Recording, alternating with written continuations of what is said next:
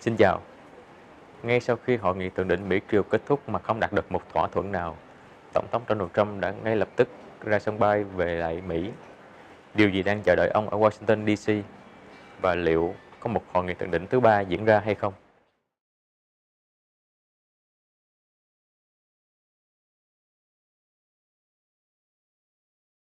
The summit ended without any agreement. So what is the reaction to it within your professional circle in Washington, D.C.?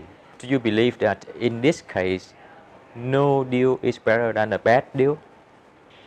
I wasn't very surprised by the outcome of the summit. I think both leaders went into this summit thinking they did not necessarily need an agreement. President Kim, I think, believes that President Trump wanted an agreement more than he did.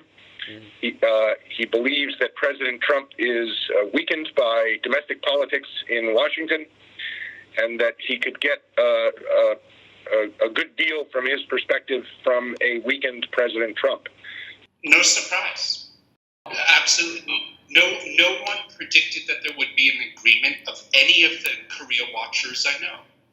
He has contempt for technical expertise, so he doesn't listen to his experts. He doesn't listen to his intelligence community. He doesn't trust his diplomats. The success of a summit like this takes thousands of man-hours of technical experts in negotiations behind the scenes. An obvious question is how to keep up the momentum for future negotiations. Do you see any possibility for another summit? It's not clear what the next steps are, although President Trump said in his press conference that he remains on friendly terms with President Kim, that they apparently were close to a deal, and that talks will continue. President Trump also stated that President Kim promised that he'll conduct no missile test and no nuclear tests. So the stage appears to be set for further talks, but it is not clear when those will take place or if they will result in an agreement. The President Trump, that is, didn't eliminate the possibility of another summit, but he also wouldn't specify when that might take place. So I think another summit is possible.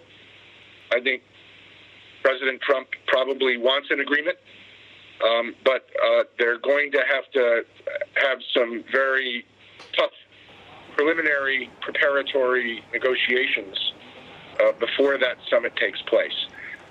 Given what has been happening at home, where do you think will be Trump's main focus in the near future? Yes, that's a very important point. I mean, the president has many legal liabilities dangling over him, and it's very clear that the Cohen testimony yesterday really was weighing on the president. No, it's you're right. He's coming back to a mess, and you have 15 investigations in just one part of the Congress.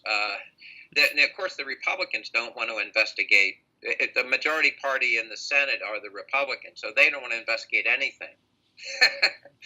They are there to support their president, essentially. So all the investigations are in the House of Representatives, which is controlled by the Democrats, not the Republicans. And so, but what is going to happen is the presidential election has already started.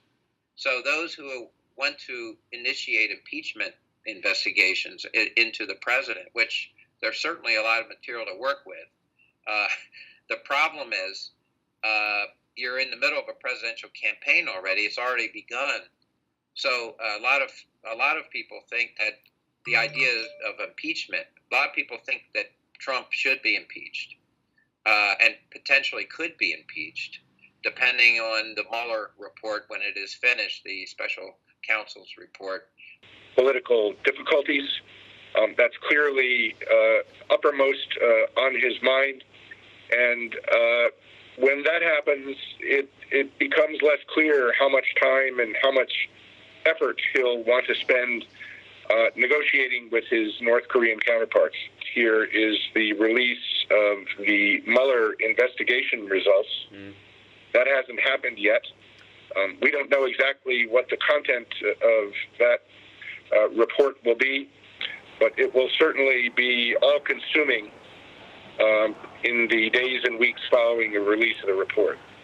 As you can see at the summit, the Americans are not ready to lift on sanctions against North Korea, and meanwhile, the North Koreans are not willing to give up their nuclear ambition entirely. So is the gap between expectations and reality going to be bridged anytime soon? I think it's going to be very difficult. The sequencing of steps in a parallel process between denuclearization on the North Korean side and the lifting of sanctions on the American side is very difficult. And it will take time. And the president said in a tweet last week that he thought it could take a long time. And I think it could take the remainder of his administration for us to work out an understanding with the North Koreans. Thank you for joining us.